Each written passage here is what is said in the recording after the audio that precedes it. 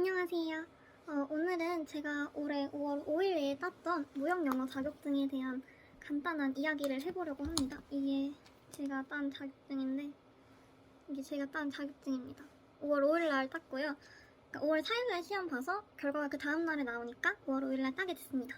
우선은 무역영어에 대해 간단하게 이야기를 좀 해보자면, 무역영어는 무역에 관련된 것들과 영어적인, 비즈니스적인, 그 비즈니스에서 사용하는 영어적인 부분을 함께 평가를 하는 공인인증 자격증이에요. 원래는 한 1년에 한 몇 번 정도 정해져 있었는데, 이번 연도부터 운이 되게 좋았죠. 상시로 바뀌어서 4월부터 6월 그리고 7월부터 9월까지 매주 화일 볼 수 있다고 합니다. 근데 이것도 각 상공회의소마다 달라가지고 저도 저희 지역에서 한 2번 정도 보고 다른 지역에서도 보고 그랬어요. 시험 과목은 총 3과목이고요. 그중 2과목은 다 영어예요. 그냥 문제부터 뭐 지문, 객관식 이것도 다 그냥 영어라고 생각하시면 되고요. 평균 60점을 넘겨야, 그러니까 그 3과목의 평균 60점이 넘어야 합격이고요. 한 과목이라도 40점 미만이 되는 경우에는 과락이에요. 다 이제 딸 수 없는 상황인데, 이제 무역영어는 1급, 2급, 1급이랑 2급이랑 3급이 있는데, 저는 1급을 봐가지고 2급이나 3급도 요건이 같은지는 잘 모르겠네요. 우선 제가 무역영어를 따고자 했던 가장 큰 이유? 저의 그냥 TMI를 살짝 얘기를 하자면, 저는 재작년 작년이네요. 2020년에 전문대학교를 졸업을 했고요. 지금은 알바하면서 살아가고 있습니다. 타지에서 지금 자취를 하고 있는데, 아무래도 제가 전공을 살릴 수 없는 상황이 되다 보니까 자연스럽게 다른 것들을 공부해야겠다라는 생각이 들기도 했고, 되게 많은 생각을 작년 동안 하면서 올해는 무조건 자격증이라도 따야겠다라는 생각이 들어서 취업 준비도 좀 하고 그 2가지를 좀 해야겠다라는 생각이 들어서 자격증을 좀 따게 됐어요. 근데 처음에는 무역영어를 따야지로 시작한 게 아니라 되게 고민을 많이 했어요. 뭔가 좋아하는 것도 딱히 없고 도드라지게 잘하는 것도 없는 것 같아서 고민을 너무너무 많이 하다가 SNS에서 한 달 안에 따기 좋은 자격증에서 이렇게 막 여러 개 짜라라 있더라고요. 그 중 하나가 무역영어였어요. 그래서 이게 조금 따기가 쉽구나 싶어가지고 바로 알아보고 공부를 시작했습니다. 저는 올해 1월 말에 강의가 포함된 무역영어책을 구매를 했고요. 공무원을 정말 많이 뽑아낸다는 에듀윌에서 구매를 했습니다. 강의 포함, 홈페이지 들어가시면 좀 더 자세하게 보실 수 있겠지만 강의 포함 16인가? 7 정도 했던 것 같아요. 저는 할부로 그냥 질렀고요. 아무튼 이 책입니다. 책은 이렇게 2개로 있고요. 하나는 이론 특강이고 하나는 기출 문제만 있는 거예요. 이게 위에다가 제가 공부하면서 좀 적어놓은 게 있는데, 아무튼 이런 거 이렇게 있고요. 굳이 기출 문제집을 또 사야 하나요? 라고 물으신다면, 기출 문제 같은 경우는 구글에 다 올라와 있어서 검색만 하면 답지랑 문제 다 나와요. 근데 다만 이제 해설이 조금 없더라고요. 그래서 저는 그냥 이렇게 사버렸습니다. 그리고 일단 저의 지식에 대해 살짝 또 이야기를 하자면, 저는 무역에 대한 베이스가 정말 하나도 없었어요. 그냥 옛날에 고등학교에서 배운 우리가 수출하는 거, 수입하는 거, 이런 거, 플랜트 이런 것만 정말 진짜 누구나 아는 기본적인 상식만 갖고 있었고요. 일단 제가 대학에서 전공했던 과도 무역과는 정말 상관없는 과였기 때문에 이런 지식이 정말 없었어요. 하지만 영어는 제가 조금 사용할 줄은 알았어요. 주변에 영어 외국인 친구들도 있기도 했고, 저조차도 언어에 대한 흥미가 굉장히 많아서, 물론 비즈니스적인 것과는 좀 다른 거긴 하지만 좀 가벼운 소통이나 단어들 이런 거는 무리 없이 사용할 수 있는 상황이었어요. 저는 공부하면서 이게 제일 어려웠던 것 같아요. 좀 하기 싫은 마음을 억누르고 책상에 앉아서 책을 보고 지식을 습득을 하는 그게 너무 어려웠는데, 정말 다행히도 제가 무역영어에 흥미가 조금 생겨가지고 공부는 조금 재미있게 했던 것 같아요. 다만 초반에 이 시간을 어떻게 사용을 해야 하고 어떻게 이용을 해야 하는지 그런 거에 대한 노하우나 그런 팁 같은 거는 스스로 없어가지고 이런 체계가 조금 안 잡히더라고요. 초반에 저는 아이패드로 이렇게 정리를 다 했었어요. 강의 하나를 보면 한 3시간 정도 이렇게 계속 적어냈던 것 같아요.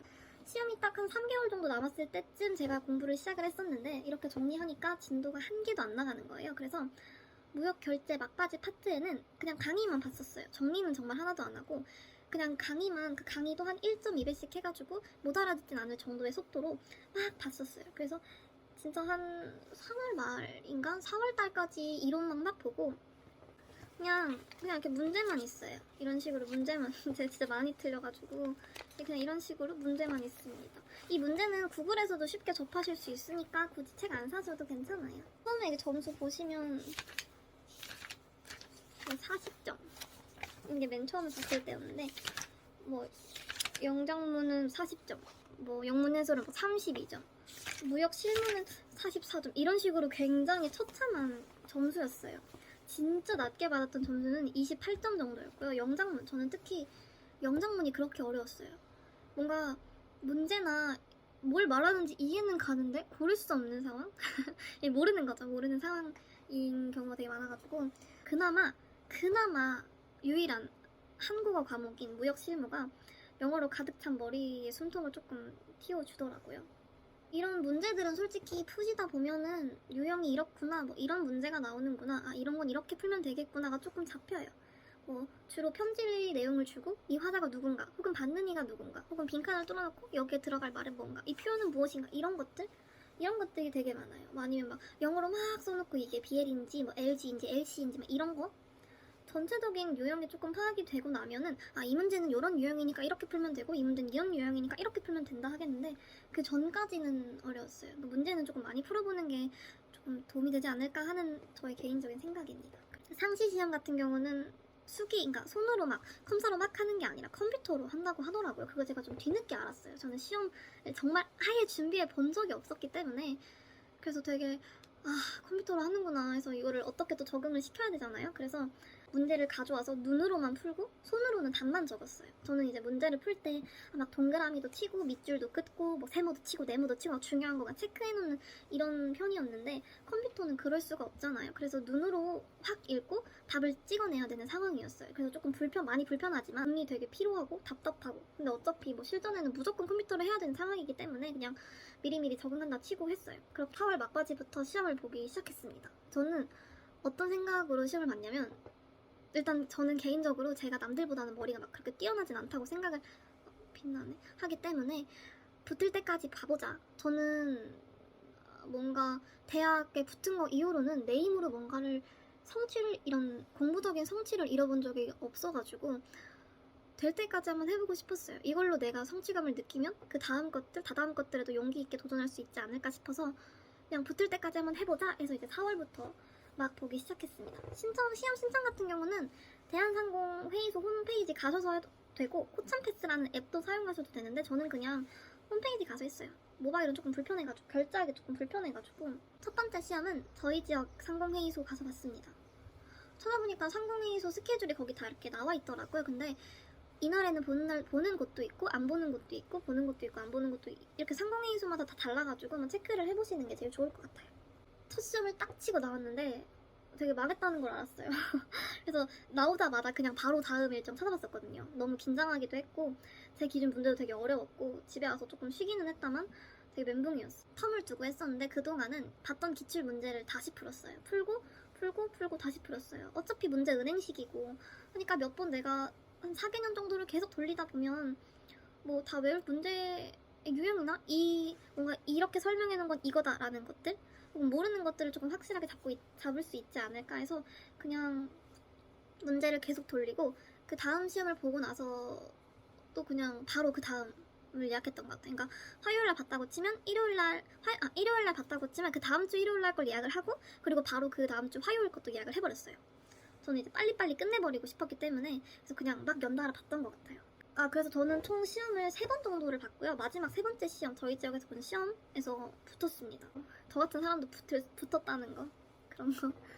네, 그래서 저는 이렇게 시험을 봤습니다. 그리고 제가 시험을 보면서 느꼈던 점이랑 내가 만약에 이러한 것들을 시험 전에 알았으면 좀 더 좋았겠다 했던 점들이 있었는데 일단 뭐 강의 보시는 어떤 강의를 보고 계시는지는 잘 모르겠지만 그 강의 해주시는 강사분들이 말하는 파트의 중요성이 따로 있을 거예요. 여기에 뭐가 이렇게 많이 나온다 이런 식으로 뭐가 많이 나온다 이런 게 좀 적혀 있었어요. 그래서 되게 많이 나오는 부분이 아무래도 무역 결제 부분과 운송 부분. 제가 봤을 때도 무역 결제 부분이랑 운송 부분이 진짜 많이 나오고 그 뒤로는 뭐 보험이나 혹은 뭐 계약하는 거 그런 것들 조금 나왔던 것 같아요. 만약에 시간이 없으시다 하시는 분들은 결제나 보험이나 운송 이쪽을 많이 보시는 게 제일 좋을 것 같아요. 그리고 이 강의 자체에서 나눠주는 이렇게 영어 500선? 어휘 사전을 이렇게 받아가지고 PDF 파일로 받아서 이렇게 썼습니다. 사실 많이 보지는 않았어요. 여기 앞에 부분만 살짝 보고 말기는 했는데 그래도 모르는 단어를 검색할 때는 뭐 구글에서 검색하거나 팝하고에서 검색하는 것도 좋긴 하지만 명확하게 무역 쪽에서 쓰는 느낌은 잘 안 나더라고요. 그래서 이걸로 많이 찾아봤던 것 같아요.